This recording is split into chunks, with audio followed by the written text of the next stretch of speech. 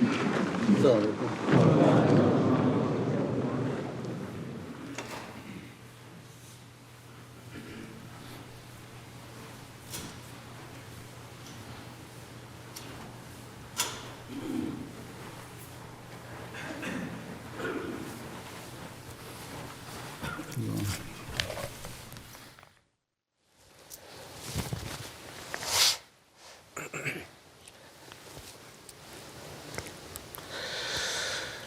اللہ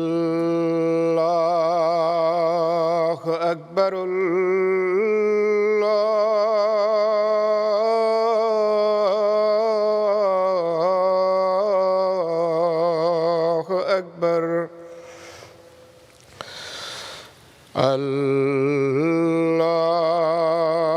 اکبر اللہ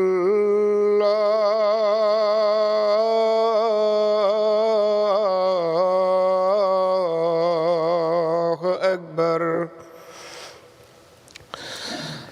أشهد أن لا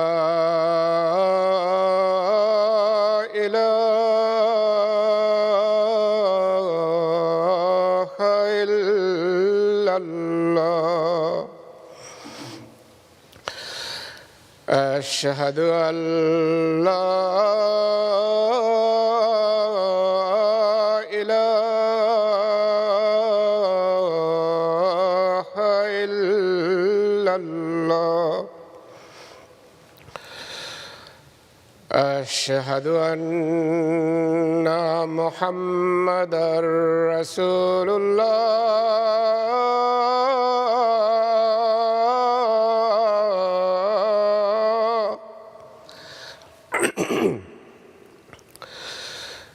أشهد أن محمدًا رسول الله حي على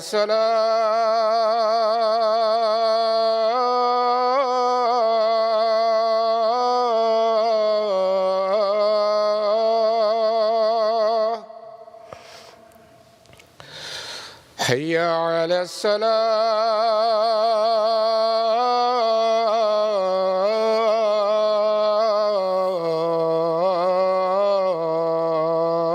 الصلاة حي على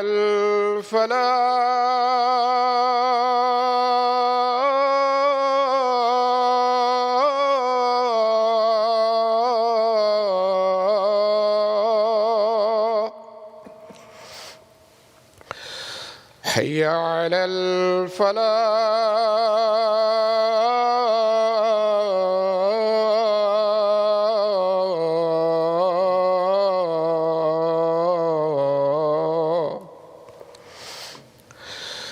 الله أكبر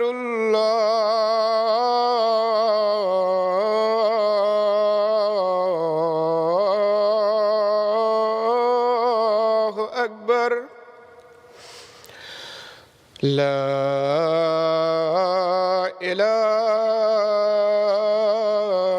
إلا الله.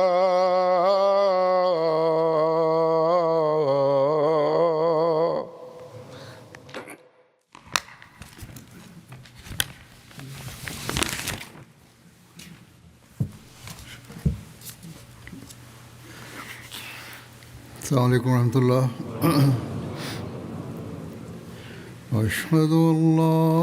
إله إلا الله وحده لا شريك له وأشهد أن محمدًا عبده ورسوله أما بعد فأعوذ بالله من الشيطان الرجيم بسم الله الرحمن الرحيم الحمد لله رب العالمين الرحمن الرحيم مالك يوم الدين إياك نعبد وإياك اهدنا الصراط المستقيم صراط الذين أنعمت عليهم غير المغضوب عليهم ولا الضالين.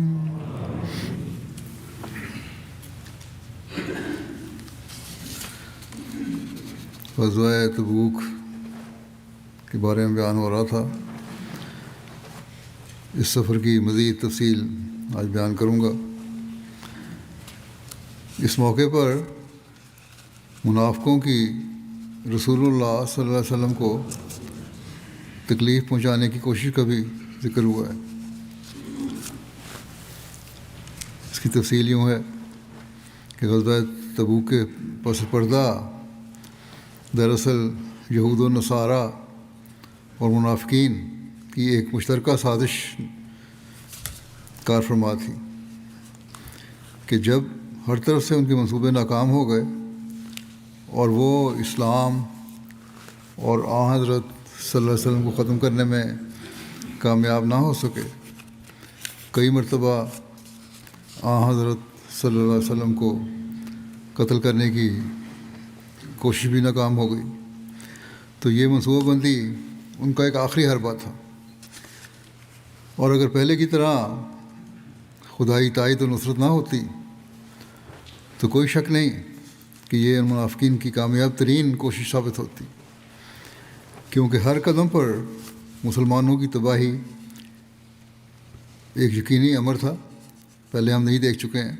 جہاں انہوں نے کوششیں کی، لیکن جس خدا نے بدر کے میدان میں ناقابل یقین انداز میں مسلمانوں کو کامیابی سے نوازا اور پھر جنگ حنین تک اس کی مسلسل تائید و نصرت مسلمانوں کو کامیابی سے نوازتی رہی، اور حضرت صلی اللہ علیہ وسلم کی ہر خطرناک موقع پر خود اللہ تعالیٰ کی حفاظت شامل حال رہی. کچھ یہی واقعات یہاں بھی دہرائے گئے. مدینہ سے تبوک تک کا سفر گویا موت کی وادی کا سفر تھا. اس میں خیر و عافیت سے تبوک تک پہنچنا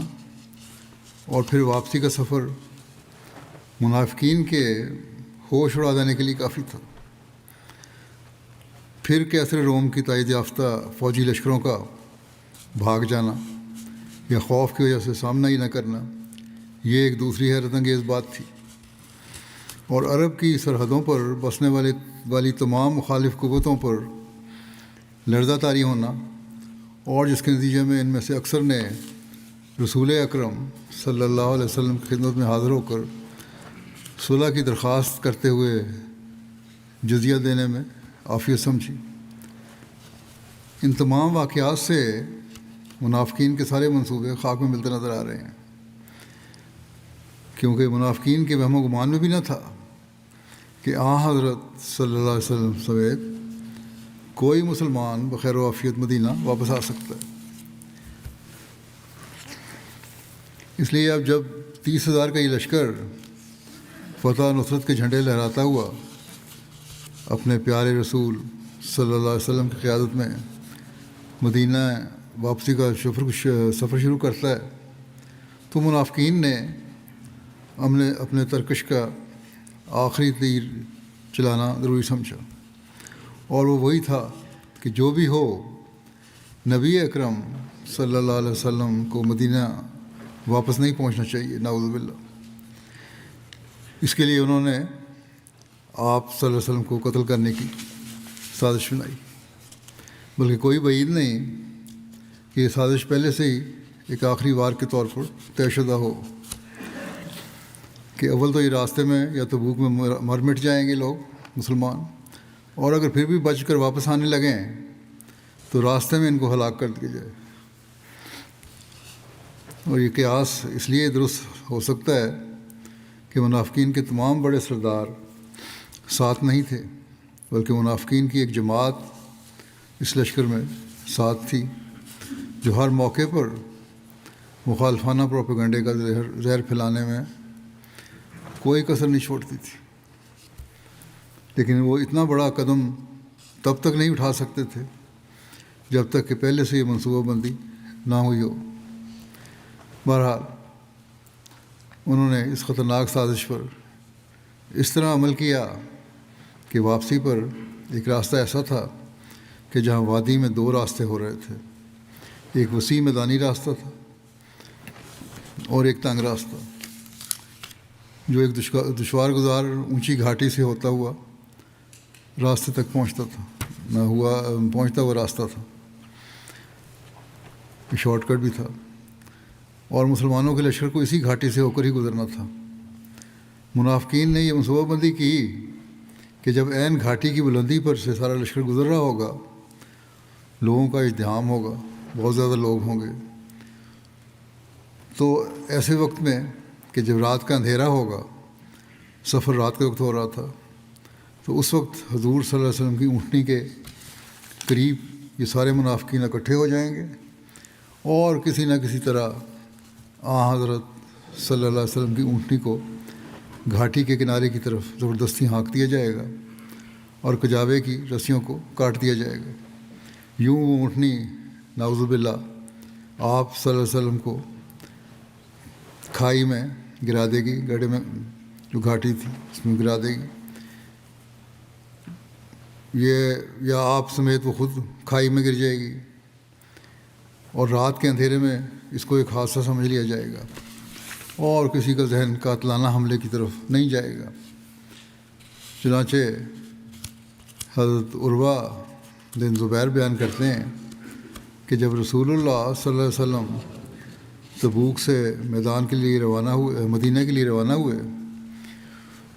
تو منافقین کی ایک جماعت نے آپ کو قتل کرنے کا ارادہ کیا اور یہ طے کیا کہ آپ صلی اللہ علیہ وسلم کو راستے میں کسی گھاٹی کی چوٹی سے گرا دیں گے۔ لیکن عین وقت پر اللہ تعالیٰ نے آپ صلی اللہ علیہ وسلم کو منافقین کی اس سازش سے آگاہ کر دیا، جس پر آپ صلی اللہ علیہ وسلم نے اعلان کروا دیا کہ کوئی بھی گھاٹی کی طرف سے نہیں جائے گا سوائے حضور صلی اللہ علیہ وسلم اور آپ صلی اللہ علیہ وسلم کے ساتھ 3 صحابہ کے۔ آپ نے کہا سر میں جاؤں گا گھاٹی کی طرف سے، باقی سارے میدان کی طرف سے جائیں۔ اور جو ساتھی تھے آپ کے، ان کے نام یہ ہیں: حضرت حذیفہ بن یمان، حضرت حمزہ بن عمر اسلمی اور حضرت عمار بن یاسر۔ اور باقی لشکر کے بارے میں فرمایا کہ وہ وادی کے دامن میں ایک وسیع میدان سے گزرے گا۔ راستے کی تبدیلی کے اس اچانک اعلان سے منافقین کی منصوبہ بندی ختم ہوتی نظر آنے لگی، لیکن یہ پھر بھی اپنے ناپاک ارادے پر عمل کرنے سے باز نہیں آئے، اور انہوں نے فوری طور پر 12 یا 15 افراد کا انتخاب کیا اور یہ طے پایا کہ یہ اپنے چہرے کو کپڑا باندھ کر چھپا لیں اور تیزی سے گھاٹی کی طرف نکل جائیں اور پہلے سے طے شدہ منصوبے کے مطابق اچانک اونٹنی کو بھگانا شروع کر دیں اور اس کو خوفزدہ کر کے بتکا دیں تاکہ نعوذ باللہ وہ حادثہ ہو جائے جس کی وہ امید لگائے بیٹھے تھے۔ چنانچہ انہوں نے ایسا ہی کیا۔ اسی اسنا میں کہ آپ گھاٹی میں چل رہے تھے، آپ نے لوگوں کی آٹ سنی، وہ آپ کے پاس آ گئے اور انہوں نے آپ کی اونٹنی کو ڈرایا، جس کی وجہ سے بعض سامان بھی گر گیا۔ چنانچہ آپ صلی اللہ علیہ وسلم نے حضرت حذیفہ کو حکم دیا کہ ان منافقین پر حملہ کر کے ان کو بھگا دیا جائے۔ حضرت حذیفہ ڈنڈے سے ان کی سواریوں کو مارنے لگے اور کہنے لگے: اللہ کے دشمنوں، ایک طرف ہٹو۔ سواریوں کو مارنے لگے، اچھا ایک طرف ہٹو۔ یہ منافقین جان گئے کہ نبی کریم صلی اللہ علیہ وسلم ان کے مکر سے آگاہ ہو چکے ہیں اور وہ نہیں چاہتے تھے کہ پہچانے جائیں، اس لیے وہ جلدی سے گھاٹی سے نیچے اتر آئے اور لشکر میں مل جل گئے۔ حضرت حذیفہ آپ صلی اللہ علیہ وسلم کی خدمت میں حاضر ہو گئے۔ آپ نے فرمایا: حذیفہ، تم میری سواری کو پیچھے سے مارو، کیونکہ ڈر گئی تھی وہ، اور اے عمار، تم اسے آگے سے چلاؤ، تاکہ وہ جو بدکی ہوئی اونٹنی تھی وہ دوبارہ صحیح راستے پہ آ جائے۔ ایک روایت میں ہے، حضرت حذیفہ بیان کرتے ہیں کہ جب ہم گھاٹی میں پہنچے تو 12 آدمیوں نے اس گھاٹی میں آپ کو روکا۔ جب میں نے رسول اللہ صلی اللہ علیہ وسلم کو آگاہ کر دیا تو آپ صلی اللہ علیہ وسلم نے ان کو للکارا، اس پر وہ پیٹھ پھیر کر بھاگ گئے۔ رسول اللہ صلی اللہ علیہ وسلم نے ہم سے فرمایا، کیا تم نے انہیں پہچان لیا ہے؟ ہم نے عرض کی، یا رسول اللہ صلی اللہ علیہ وسلم، ہم نے انہیں نہیں پہچانا، کیونکہ انہوں نے نقاب اوڑھے ہوئے تھے اور اندھیرا بھی تھا، لیکن ہم نے ان کی سواریوں کو پہچان لیا ہے۔ عربوں کو سواریوں کی بڑی پہچان ہوتی تھی۔ آپ نے فرمایا، یہ لوگ قیامت تک منافق رہیں گے، اور کیا تم ان کے ارادے کو جانتے ہو؟ پھر آپ نے سوال کیا صحابہ سے جو ساتھی تھے، کہتے ہیں ہم نے عرض کیا کہ نہیں، ہم تو نہیں جانتے۔ آپ صلی اللہ علیہ وسلم نے فرمایا، انہوں نے گھاٹی میں اللہ کے رسول کے ساتھ ٹکرانے اور وہاں اسے گرانے کا ارادہ کیا تھا۔ ہم نے عرض کیا کہ کیا آپ صلی اللہ علیہ وسلم ان کے قبیلوں کی طرف پیغام نہیں بھیجیں گے کہ ہر قوم اپنے ساتھی کے سر کو آپ کے پاس بھیج دے، ان کو سزا دی جائے، قتل کیا جائے؟ آپ نے فرمایا، نہیں، میں نہیں چاہتا کہ اہل عرب آپس میں یہ باتیں کریں کہ محمد صلی اللہ علیہ وسلم اپنی قوم کے قاتل ہیں۔ بعض روایات کے مطابق آپ صلی اللہ علیہ وسلم اپنی اونٹنی پر ہی تھے کہ آپ پر وحی ہوئی۔ حضرت حذیفہ قریب ہی کھڑے تھے۔ آپ صلی اللہ علیہ وسلم نے آواز دی کہ کون ہے؟ تو انہوں نے عرض کیا، میں حذیفہ ہوں۔ تو آپ صلی اللہ علیہ وسلم نے فرمایا، میں تم سے ایک رازدارانہ بات کرنے لگا ہوں، اس کا کسی سے ذکر نہ کرنا۔ اور پھر آپ صلی اللہ علیہ وسلم نے ان حملہ آوروں میں سے ایک ایک کا نام لے کر، ہر ایک کا نام لے کر بتایا، اور یہ بھی فرمایا کہ مجھے ان کی نماز جنازہ پڑھنے سے روک دیا گیا ہے اور یہ منافق ہیں۔ روایات کے مطابق آپ صلی اللہ علیہ وسلم نے 12 یا 13 یا 15 نام بتائے۔ چونکہ حضرت صلی اللہ علیہ وسلم نے حضرت حذیفہ کو فرمایا تھا کہ کسی کو یہ راز بتانا نہیں، اس لیے حضرت حذیفہ نے کبھی بھی یہ نام کسی کو نہیں بتائے، یہاں تک کہ حضرت عمر کے عہد خلافت میں ان کو جب حضرت عمر کو پتہ لگ گیا کہ یہ اس واقعے کے یہ گواہ ہیں، ان کو نام پتہ ہیں، تو حضرت عمر نے یہ طریقہ اختیار فرمایا کہ اگر کسی کے بارے میں شک ہوتا تو حضرت عمر حضرت حذیفہ کو پکڑ کر انہیں جنازہ پڑھنے ساتھ لے جاتے۔ کوئی فوت ہوتا، اگر کوئی آدمی ان شامل ہونے والوں میں سے، حضرت عمر کو شک ہوتا تو حضرت حذیفہ کو بازو پکڑ کے ساتھ جنازہ پڑھنے کے لیے جاتے۔ اگر حضرت حذیفہ جانے سے انکار کر دیتے تو حضرت عمر سمجھ جاتے کہ یہ وہ لوگ ہیں اور وہ بھی نماز جنازہ پر نہ جاتے۔ صحیح مسلم کی ایک روایت کے مطابق وہ 14 یا 15 تھے، لیکن ساتھ یہ وضاحت بھی ہے کہ 12 تو وہ منافق تھے جو اس سازش میں شریک تھے، اور 3 دوسرے اصحاب تھے جو اس وقت گھاٹی پر تو چڑھے تھے، لیکن انہوں نے منادی کا یہ اعلان نہیں سنا تھا کہ یہ راستہ اختیار کرنے کی بجائے میدانی راستہ اختیار کیا جائے، اس لیے وہ 3 افراد معذور سمجھے گئے۔ بہرحال جب صبح ہوئی تو اوس قبیلے کے سردار حضرت اسید بن حضیر آپ کی خدمت میں حاضر ہوئے۔ حضور صلی اللہ علیہ وسلم نے انہیں بتایا کہ گزشتہ شب بعض منافقین نے یہ ارادہ کیا تھا کہ وہ گھاٹی میں حضور کا پیچھا کریں گے اور رات کی تاریکی میں اونٹنی کا ٹنگ کاٹ دیں گے اور اسے نوکدار چیز چبھائیں گے کہ وہ تیز چلے، یہاں تک کہ وہ مجھے میری اونٹنی سے گرا دیں گے۔ اس پر حضرت اسید نے عرض کیا کہ یا رسول اللہ صلی اللہ علیہ وسلم، ہر قبیلے کو حکم دیں کہ وہ اس شخص کو قتل کر دے جو اس سازش میں شریک تھا۔ اور جوش میں آ کر کہنے لگے، یا رسول اللہ صلی اللہ علیہ وسلم، ایسے لوگوں کو یوں ہی چھوڑ دیا جائے گا؟ ہم کب تک ان سے مداحنت کریں گے؟ حالانکہ آج وہ یعنی منافق قلت میں ہیں اور ذلیل ہو چکے ہیں، اور اسلام نے قدم جما لیے ہیں۔ رسول اللہ صلی اللہ علیہ وسلم نے اس پر فرمایا، میں پسند نہیں کرتا کہ لوگ کہیں کہ جب اس کے یعنی صلی اللہ علیہ وسلم کے اور مشرکین کے درمیان جنگ ختم ہوئی تو محمد صلی اللہ علیہ وسلم نے اپنے اصحاب کو قتل کرنا شروع کر دیا۔ حضرت اسید نے عرض کیا، یا رسول اللہ، یہ لوگ اصحاب نہیں ہیں، ہمارے آپ کے ساتھی کب ہیں یہ؟ رسول اللہ صلی اللہ علیہ وسلم نے فرمایا، کیا وہ لا الہ الا اللہ کی شہادت کا اظہار نہیں کرتے؟ حضرت اسید نے کہا، بے شک کرتے ہیں، لیکن ان کی کوئی شہادت نہیں ہے، یہ اوپری منہ سے کر رہے ہیں، دل میں تو کوئی شہادت نہیں ہے۔ آپ نے فرمایا، کیونکہ وہ کلمہ شہادت کا اقرار کرتے ہیں، منہ سے ہی کہتے ہیں بشک،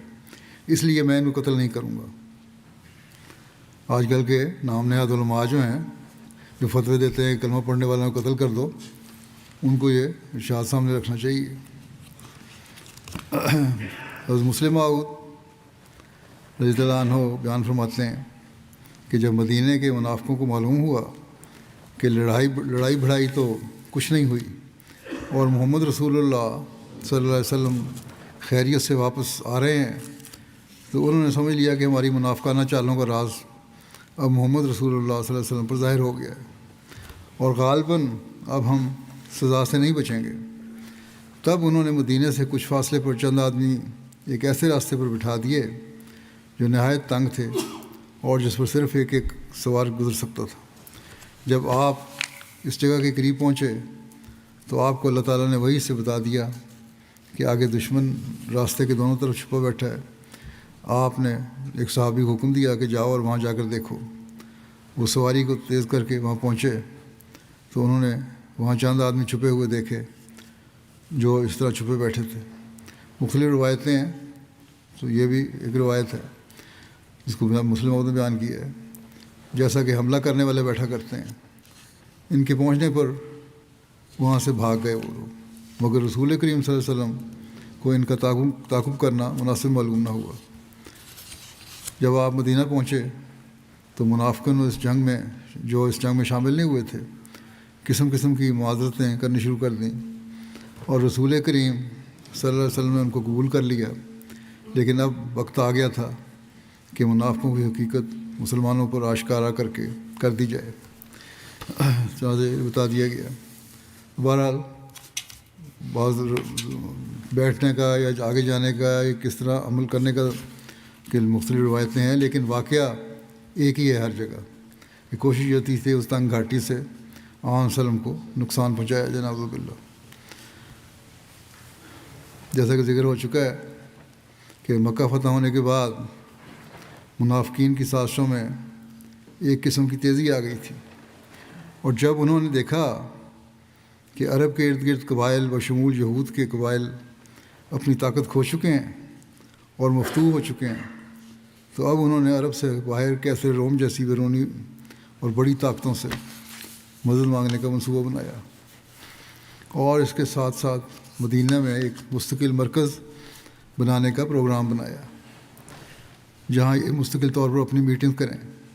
اسلام اور مسلمانوں کے خلاف سازشی منصوبہ بندیاں کریں اور اسلحہ وغیرہ بھی جمع رکھیں، لیکن وہ مرکز ایسا ہو کہ دوسرے مسلمانوں کو شک بھی نہ گزرے۔ چنانچہ ابو عامر جو کچھ عرصہ منظر عام سے غائب رہا تھا، وہ اچانک سامنے آ گیا، اور منافقین کے حق میں پروپیگنڈا کرنے والوں نے اس کو ابو عامر راہب کہنا شروع کر دیا۔ اس نے یہ تجویز دی کہ اس مرکز کے لیے تم لوگ قباء میں ایک مسجد بناؤ۔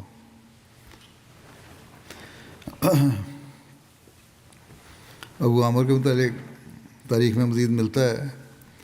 ابو عامر راہب کے نام سے مشہور تھا اور قبیلہ خزرج سے تعلق رکھتا تھا، جیسا کہ گزشتہ خطبات میں اس کے بارے میں بیان بھی ہو چکا ہے۔ رسول اللہ صلی اللہ علیہ وسلم کے مدینہ تشریف لانے کے بعد ابو عامر مکہ چلا گیا اور قریش کو نبی صلی اللہ علیہ وسلم سے جنگ پر ابھارا اور کہا، میں تمہارے ساتھ ہوں اور میری قوم میرے تابع ہے، جب تم محمد سے جنگ کرو گے تو ہم تم سے آمے لیں گے۔ وہ جنگ احد میں قریش کے ساتھ شامل تھا۔ اسلام کی ترقی دیکھ کر ابو عامر سخت پریشان ہوا اور حسد کی آگ میں جلنے لگا۔ اس نے میدان احد کے درمیان گڑھے کھدوا دیے تھے، جن میں سے ایک گڑھے میں رسول اللہ صلی اللہ علیہ وسلم گر کر شدید زخمی بھی ہوئے تھے۔ جب احد کی لڑائی شروع ہوئی تو ابو عامر نے اپنی قوم کو پکارا، اے قبیلے کے لوگوں، میں ابو عامر ہوں۔ لیکن تو مسلمان ہو چکے تھے، انہوں نے اسے جواب دیا کہ اے فاسق، تیرے لیے کوئی خوش آمدید نہیں، اور انہوں نے اسے برا بھلا کہا اور لعنت بھیجی۔ اس پر ابو عامر نے کہا، میرے بعد میری قوم بہت بگڑ گئی ہے۔ اس کے بعد ابو عامر کے قبیلے کے بہت سے لوگ جو رسول اللہ صلی اللہ علیہ وسلم سے دشمنی رکھتے تھے مکے کی طرف چلے گئے۔ اس سے پہلے یہ واقعہ ہو چکا تھا، اس سے جب یہ ابو عامر گیا تو وہ لوگ بھی چلے گئے تھے اس کے ساتھ جو مسلمان نہیں ہوئے تھے۔ ان کی تعداد قریباً 50 تھی۔ روایات میں ابو عامر کے خلاف آپ صلی اللہ علیہ وسلم کی ایک دعا کا بھی ذکر ملتا ہے کہ رسول اللہ صلی اللہ علیہ وسلم نے اس کے خلاف دعا کی کہ یہ اپنے وطن سے دور تنہائی کی موت مرے۔ ایک روایت میں ہے کہ جب رسول اللہ صلی اللہ علیہ وسلم مدینہ پہنچے تو ابو عامر آپ سے ملا۔ اس نے کہا، اے محمد صلی اللہ علیہ وسلم، تم کس چیز کی طرف بلاتے ہو؟ آپ صلی اللہ علیہ وسلم نے فرمایا، میں تمہیں دین حنیف کی طرف بلاتا ہوں، وہی دین جس کی تم خود بھی تلاش میں ہونے کا دعویٰ کرتے ہو۔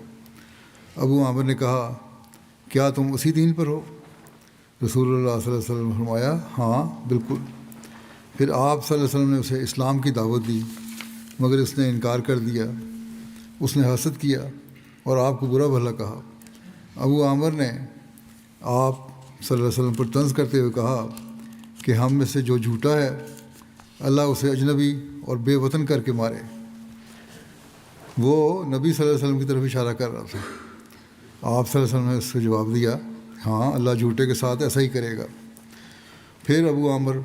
اپنی قوم کے لوگوں کو رسول اللہ صلی اللہ علیہ وسلم کی پیروی سے روکتا رہا اور ان کی اطاعت نہ کرنے پر زور دیتا رہا۔ ادھر رسول اللہ صلی اللہ علیہ وسلم کی نشانیاں اور معجزے روز بروز ظاہر ہو رہے تھے اور آپ کے پیروکار بھی بڑھتے جا رہے تھے۔ خاص طور پر ابو عامر کے قبیلے کے لوگ جس سے وہ شامل ہو رہے تھے اسلام میں، جس سے ابو عامر اور بھی زیادہ غصے میں آ گیا۔ اس نے منافقین کے ساتھ مل کر ایک مسجد بنائی جسے تاریخ اسلام میں مسجد ضرار کے نام سے جانا جاتا ہے، تاکہ وہاں لوگوں کو جمع کر کے ان سے بات چیت کرے اور انہیں رسول اللہ صلی اللہ علیہ وسلم کی پیروی سے روکے۔ ایک روایت کے مطابق ابو عامر اپنے ہم نوا سازشوں کو کہنے لگا کہ تم مسجد تعمیر کرو اور اپنا عسکری اڈہ بنا کر جنگ کی تیاری کرو۔ میں کیسر روم سے مل کر ایک لشکر جرار لے کر آتا ہوں تاکہ محمد صلی اللہ علیہ وسلم اور اس کے ساتھیوں کو مدینہ سے نکالا جا سکے۔ چنانچہ ابو عامر رومی سلطنت کی طرف نکل گیا اور شام میں رومی سلطنت یعنی رومی بادشاہ کیسر سے ملا۔ اسے رسول اللہ صلی اللہ علیہ وسلم اور مسلمانوں کے خلاف جنگ پر آمادہ کرنے کی کوشش کی اور ان کے بارے میں یہ کہا کہ یہ کمزور، غریب اور تھوڑی تعداد والے لوگ ہیں، ان کے دشمن زیادہ ہیں، تمہیں ان سے ڈرنے کی ضرورت نہیں۔ اور اسے کہا کہ اگر اس نے مسلمانوں کے خلاف اقدام نہ کیا تو مستقبل میں ان کی ریاست کے لیے اچھا نہیں ہوگا۔ ہرقل نے اسے اپنے پاس ٹھہرایا اور وعدہ کیا کہ تمہاری مدد کی جائے گی۔ اس دوران ابو عامر نے اپنے ہم مذہب بد کردار سازشی لوگوں کو خوشخبری سنائی کہ عنقریب بہت بڑا لشکر لے کر مدینہ منورہ پر یلغار کر دوں گا، لہذا تم میرے لیے خصوصی ٹھکانہ تعمیر کرو۔ اس مقصد کے پیش نظر منافقوں نے قباء میں ایک مسجد بنائی۔ اس مسجد کو مسجد ضرار کہا جاتا ہے، لیکن یہ خواہش بھی پوری نہ ہوئی اور آخرکار ابو عامر شام میں ہی تنہائی اور بے وطنی کی حالت میں مر گیا۔ دعا اس نے کی تھی آنسروں کے بارے میں، تو خود اس پہ یہ الٹی دعا۔ اس میں اختلاف ہے کہ وہ کب مرا، بعض کے نزدیک یہ 9 ہجری میں مرا اور بعض کے نزدیک یہ 10 ہجری میں مرا، لیکن بہرحال تنہائی میں مرا۔ منافقین نے جب مسجد کی تعمیر مکمل کر لی تو وہ رسول اللہ صلی اللہ علیہ وسلم کی خدمت میں حاضر ہوئے اور آپ صلی اللہ علیہ وسلم سے درخواست کی کہ کہ وہ اس میں نماز پڑھیں۔ حکمت لائی کہ یہ لوگ اس وقت حضور صلی اللہ علیہ وسلم کی خدمت میں حاضر ہوئے، اس نام نہاد مسجد کے افتتاح کی درخواست لے کر آئے جب آپ صلی اللہ علیہ وسلم تبوک جانے کی تیاری کر رہے تھے۔ انہوں نے عرض کی، یا رسول اللہ صلی اللہ علیہ وسلم، ہم نے بیماروں، ضرورت مندوں اور بارش والی رات کے لیے ایک مسجد تعمیر کی ہے، ہم چاہتے ہیں کہ آپ تشریف لائیں اور ہمارے لیے اس میں نماز ادا کریں۔ آپ صلی اللہ علیہ وسلم نے فرمایا، میں اس وقت مصروف ہوں، میں سفر کی تیاری کر رہا ہوں، جب ہم سفر سے واپس آئیں گے تو نماز پڑھیں گے۔ جب آپ غزوہ تبوک سے واپس تشریف لائے اور ذی اوان نامی جگہ پر خیمہ زن ہوئے، جس کے اور مدینہ کے درمیان 1 گھنٹے کا فاصلہ ہے، تو منافقین کی تعمیر کردہ اس مسجد کے متعلق یہ آیت نازل ہوئی، والذین اتخذوا مسجدا ضرارا وکفرا وتفریقا بین المؤمنین وارصادا لمن حارب اللہ ورسولہ من قبل ولیحلفن ان اردنا الا الحسنى واللہ یشہد انہم لکاذبون۔ اور وہ لوگ جنہوں نے تکلیف پہنچانے اور کفر پھیلانے اور مومنوں کے درمیان پھوٹ ڈالنے اور ایسے شخص کو کمین گاہ مہیا کرنے کے لیے جو اللہ اور اس کے رسول سے پہلی لڑائی کر رہا ہے، ایک مسجد بنائی ہے، ضرور وہ قسمیں کھائیں گے کہ ہم بھلائی کے سوا کچھ نہیں چاہتے تھے، جبکہ اللہ گواہی دیتا ہے کہ وہ یقیناً جھوٹے ہیں۔ آپ صلی اللہ علیہ وسلم نے اس وحی کے بعد حضرت مالک بن دخشم اور حضرت مان بن عدی کو بلایا اور ان کو مسجد ضرار گرانے کا حکم دیا۔ کچھ روایات میں یہ بھی ہے کہ حضرت عاصم بن عدی اور عامر بن سکن اور حضرت حمزہ کے قاتل واشی اور سوید بن عباس کو بھی حضرت صلی اللہ علیہ وسلم نے اس مقصد کے لیے بھیجا تھا۔ شرح زرقانی میں لکھا ہے کہ ممکن ہے کہ حضرت صلی اللہ علیہ وسلم نے پہلے 2 افراد کو بھجوایا ہو، پھر مزید 4 افراد ان کی اعانت کے لیے بھجوائے ہوں۔ بہرحال آپ صلی اللہ علیہ وسلم نے انہیں مسجد ضرار کی طرف جانے کا ارشاد فرمایا کہ اسے گرا دیں اور آگ لگا دیں۔ چنانچہ یہ سب لوگ تیزی سے قبیلہ بنو سالم پہنچے۔ حضرت مالک نے اپنے دونوں ساتھیوں سے کہا کہ میرا انتظار کرو یہاں تک کہ میں تمہارے پاس آ جاؤں۔ چنانچہ وہ گھر سے کھجور کی سوکھی ٹہنیوں کو آگ لگا کر لے آئے۔ پھر وہ مغرب اور عشاء کے درمیان مسجد ضرار کے پاس پہنچے اور وہاں جا کر اسے آگ لگا دی اور اس کو زمین بوس کر دیا۔ اس وقت اس مسجد کے بنانے والے وہاں موجود تھے، لیکن آگ لگنے کے بعد وہ ادھر ادھر بھاگ گئے۔ جب نبی کریم صلی اللہ علیہ وسلم مدینہ تشریف لائے تو آپ صلی اللہ علیہ وسلم نے یہ جگہ عاصم بن عدی کو دینی چاہیے کہ وہ اس جگہ کو اپنا گھر بنا لیں، لیکن عاصم بن عدی نے معذرت کی کہ اس کے بارے میں اللہ تعالیٰ نے جو نازل کرنا تھا کر لیا، یہ ایسی جگہ ہے، میں تو یہاں نہیں گھر بنانا چاہتا اور مجھے ضرورت بھی نہیں ہے۔ تو آپ صلی اللہ علیہ وسلم اسے ثابت بن اکرم کو دے دیں، کیونکہ ان کے پاس کوئی گھر نہیں ہے۔ رسول اکرم صلی اللہ علیہ وسلم نے وہ جگہ حضرت ثابت بن اکرم کو دے دی۔ ابن اسحاق نے مسجد ضرار بنانے والے منافقین کے نام بھی بیان کیے ہیں جو تعداد میں 12 تھے۔ حضرت صلی اللہ علیہ وسلم کی وسیع رحمت، وسعت حوصلہ اور عفو و درگزر کی ایک روشن ترین مثال ہے کہ قدم قدم پر منافقین کی طرف سے خطرناک سازشوں کا سامنا کرنا پڑتا ہے، جس میں وہ دکھ، تکلیف اور قتل تک کی سازشوں کا سامنا کرنا پڑتا ہے، کی سازشیں کر رہے ہیں۔ لیکن اور منافق پھر اس حالت میں رنگے ہاتھوں پکڑے بھی جاتے ہیں، لیکن آپ صلی اللہ علیہ وسلم ہمیشہ ہر موقع پر انہیں معاف فرماتے رہے، صرف وہاں سزا دی کہ جہاں ریاست اور نظام کو خطرہ تھا، اور وہاں بھی صرف اس حد تک کارروائی کی گئی کہ وہ خطرہ ختم ہو جائے، ورنہ وہاں بھی سخت سزائیں نہیں دی گئیں جبکہ دی جا سکتی تھیں۔ حضرت مسلم رضی اللہ عنہ نے منافقین کے کردار کا ذکر کرتے ہوئے بیان کیا ہے کہ رسول کریم صلی اللہ علیہ وسلم کو خدا تعالیٰ نے وہی سے حکم دیا کہ قباء کی وہ مسجد جو منافقوں نے اس لیے بنائی تھی کہ نماز کے بہانے سے وہاں جمع ہوا کریں اور منافقانہ مشورے کیا کریں گے،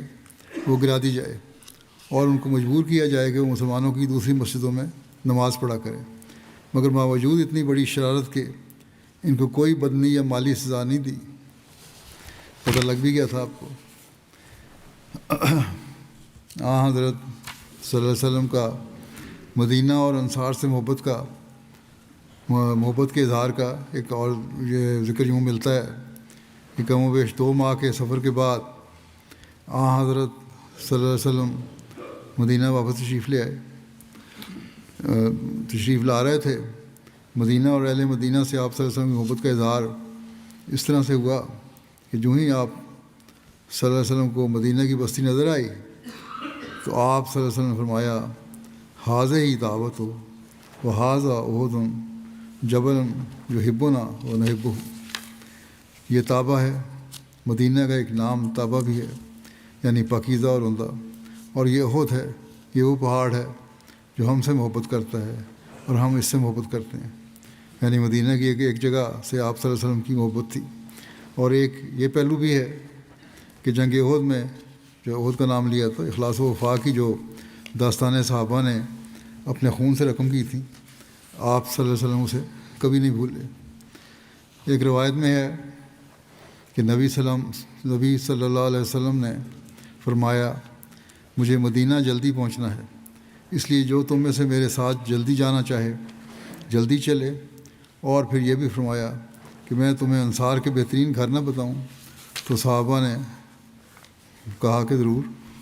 تو آپ صلی اللہ علیہ وسلم نے فرمایا، بنی نجار کے گھر، پھر فرمایا بنی عبد الاشل کے گھر،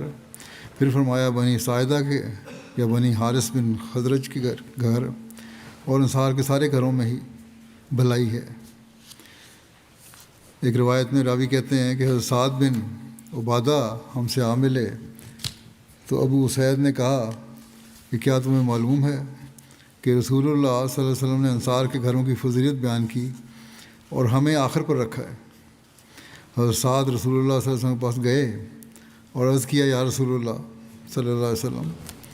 آپ نے انصار کے گھروں کی فضیلت بیان کی ہے اور ہمیں آخر پر رکھا ہے۔ جو تصریح بیان کی تھی اس میں آخر پہ ان کا نام آیا تھا، اس کو بھی دیکھا کرتے تھے صحابہ۔ اس پر حضور صلی اللہ علیہ وسلم نے فرمایا، کیا تمہارے لیے کافی نہیں ہے کہ تم خیر والوں میں سے ہو؟ اتنا ہی تمہارے لیے کافی ہونا چاہیے کہ تمہارا نام لے لیا میں نے اور خیر والوں میں شامل کر لیا۔ جیسا کہ شروع میں بیان ہو چکا ہے کہ غزوہ تبوک سے پیچھے رہ جانے والے 2 بڑے گروہ تھے، ایک منافقین کا جن سے اللہ تعالیٰ نے ناراضگی کا اظہار فرمایا، اور دوسرا گروہ ان لوگوں پر مشتمل تھا جو اپنے ایمان میں مخلص تھے اور جہاد میں شامل بھی ہونا چاہتے تھے، لیکن یا تو اتنے غریب تھے کہ باوجود کوشش کے ان کو جانے کے وسائل اور ذرائع مہیا نہیں ہو سکے، یا وہ کسی بیماری اور معذوری کی وجہ سے شامل نہیں ہو سکے۔ اور اللہ تعالیٰ نے قرآن کریم میں سورہ توبہ آیت 91-92 میں ان کی عذر کو قبول فرمایا۔ چنانچہ بخاری کی ایک روایت میں ہے کہ غزوہ تبوک سے واپسی پر جب مدینہ کے قریب پہنچے تو حضرت صلی اللہ علیہ وسلم نے فرمایا، مدینہ میں کچھ لوگ ہیں کہ جب بھی تم نے کوئی سفر کیا ہے یا کوئی وادی طے کی ہے تو وہ تمہارے ساتھ ساتھ ہی تھے۔ اس پر صحابہ نے حیرت کا اظہار کرتے ہوئے عرض کیا، یا رسول اللہ صلی اللہ علیہ وسلم، وہ مدینہ میں ہیں، یعنی مدینہ میں رہتے ہوئے بھلا ہمارے ساتھ وہ کیسے ہو سکتے ہیں؟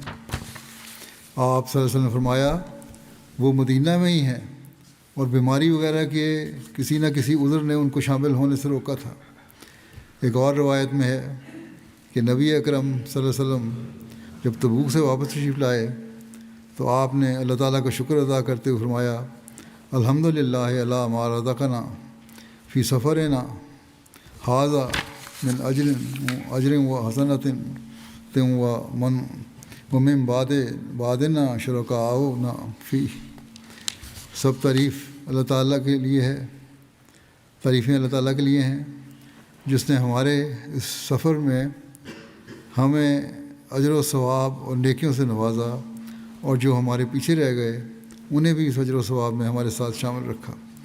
اس پر حضرت عائشہ نے عرض کیا یا رسول اللہ صلی اللہ علیہ وسلم،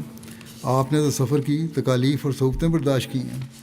اور پھر اس اجر و ثواب کے مستحق ٹھہرے ہیں، لیکن یہ تکالیف برداشت کیے بغیر آپ کے ساتھ اجر و ثواب میں شامل کس طرح ہو گئے؟ اور یہ کون لوگ ہیں یہ شامل ہوئے؟ اس پر آپ صلی اللہ علیہ وسلم نے فرمایا کہ مدینے میں کچھ لوگ ہیں کہ نہ ہم کسی جگہ چلے اور نہ ہم کسی وادی میں اترے مگر وہ ہمارے ساتھ ہی تھے، انہیں بیماری نے ہمارے ساتھ نکلنے سے روک رکھا ہے، ہم ان کے مجاہد ہیں اور وہ گھروں میں بیٹھے رہنے والے ہمارے ساتھی ہیں، اس ذات کی قسم جس کے ہاتھ میں میری جان ہے، ان کی دعا دشمنوں پر ہمارے ہتھیاروں سے زیادہ کارگر ہے۔ انہوں نے جو دعائیں کی یہاں بیٹھ کے گھر میں، وہ بہت ایسی دعائیں تھیں جس کو اللہ تعالیٰ نے قبول کیا۔ جنگ تبوک سے واپسی پر اہل مدینہ کے والہانہ استقبال کا ذکر ملتا ہے۔ لکھا ہے کہ غزوہ تبوک سے واپسی پر حضرت صلی اللہ علیہ وسلم کے استقبال کے لیے مدینہ کے لوگ، کیا مرد اور کیا عورتیں اور کیا بچے، سب آپ صلی اللہ علیہ وسلم کی محبت اور دیدار اور زیارت کے لیے کہ اشتیاق سے بےتاب ہو کر مدینہ سے باہر ثنیۃ الوداع کے پاس آ گئے اور یہ شعر پڑھنے لگے: طلع البدر علینا من ثنیات الوداع وجب الشکر علینا ما دعا للہ داع، کہ 14ویں کی رات کا چاند ہم پر ثنیۃ وداع کی جانب سے طلوع ہوا، ہم پر اللہ کا شکر واجب ہو گیا ہے جب تک کہ اللہ کا کوئی نہ کوئی پکارنے والا رہے گا۔ مدینہ کے لوگوں کا آپ صلی اللہ علیہ وسلم سے والہانہ محبت کے جذبات کے ساتھ یہ شعر پڑھ کر آپ کا استقبال کرنا 2 مواقع پر بیان ہوتا ہے۔ ایک اس موقع پر جب آپ صلی اللہ علیہ وسلم مکہ سے مدینہ ہجرت کر کے تشریف لائے تھے، اور دوسرا موقع یہ تھا جب آپ صلی اللہ علیہ وسلم تبوک سے واپسی پر مدینہ میں داخل ہوئے تھے۔ کچھ شارحین حدیث جیسے علامہ ابن حجر عسقلانی شارح بخاری کا خیال ہے کہ عین ممکن ہے کہ جن اشعار کا ذکر حضرت عائشہ سے بیان کردہ روایت میں ہے ان کا تعلق حضرت صلی اللہ علیہ وسلم کے غزوہ تبوک سے واپسی کے وقت سے ہو، کیونکہ اس وقت ثنیۃ الوداع مقام پر لوگوں اور بچوں نے حضرت صلی اللہ علیہ وسلم کا استقبال کیا تھا، کیونکہ ملک شام کی جانب سے آنے والوں کا استقبال اسی جگہ سے کیا جاتا تھا۔ جب اہل مدینہ کو نبی کریم صلی اللہ علیہ وسلم کی غزوہ تبوک سے واپسی کا علم ہوا تو وہ خوشی سے نبی کریم صلی اللہ علیہ وسلم کا استقبال کرنے کے لیے مدینہ سے باہر اس مقام پر نکلے، جیسا کہ حضرت صاحب بن یزید بیان کرتے ہیں کہ مجھے یاد ہے کہ میں بھی دوسرے بچوں کے ساتھ اس وقت حضور صلی اللہ علیہ وسلم کا استقبال کرنے ثنیۃ الوداع کی گیا تھا جب آپ غزوہ تبوک سے واپس تشریف لا رہے تھے۔ امام بہقی نے بھی یہ بیان کیا ہے کہ بچوں نے نبی کریم صلی اللہ علیہ وسلم کا ان اشعار کے ذریعے استقبال کیا تھا جب نبی کریم صلی اللہ علیہ وسلم غزوہ تبوک سے مدینہ واپس تشریف لائے تھے۔ بہرحال عین ممکن ہے کہ یہ دونوں مواقع پر شعر پڑھے گئے ہوں، اور تبوک سے واپسی پڑھنے کا بہرحال زیادہ امکان ہے، کیونکہ تبوک سے واپسی پر اہل مدینہ فرط جذبات سے مغلوب ہو کر والہانہ طور پر آپ صلی اللہ علیہ وسلم کے دیدار اور استقبال کے لیے آگے آئے ہوں گے، جیسا کہ بیان ہوا ہے کہ یہ سفر ایسا تھا کہ اس کے متعلق منافقین نے افواہیں ایسی پھیلا رکھی تھیں کہ جب حضرت صلی اللہ علیہ وسلم اور صحابہ کے بچ کر واپس آنے کی خوشخبری ملی تو جیسے سوکھے دھانوں پانی پڑ جاتا ہے۔ مدینہ کے مسلمان، کیا بچے اور کیا بوڑھے، کیا عورتیں اور کیا مرد، سب اس خوشی کے موقع پر آپ صلی اللہ علیہ وسلم کے استقبال کے لیے باہر نکل آئے ہوں۔ بہرحال مکہ سے ہجرت پر یہ اشعار پڑھے جانا ممکن ہے، اور یہ محبت کے اظہار تو دونوں موقع پر ہو سکتے ہیں، اس میں بحث کی ضرورت نہیں ہے، لیکن یہ بات بہرحال ثابت ہوتی ہے کہ مدینہ آنے کے بعد حضرت صلی اللہ علیہ وسلم سے محبت کا جو ادراک ان مسلمانوں کو حاصل ہوا وہ بہرحال اس سے بہت زیادہ تھا جو پہلے ہجرت کے وقت تھا. اور انشاءاللہ باقی کچھ اور بھی واقعات ہیں، سیرت کے پہلو ہیں جو آئندہ انشاءاللہ بیان کروں گا.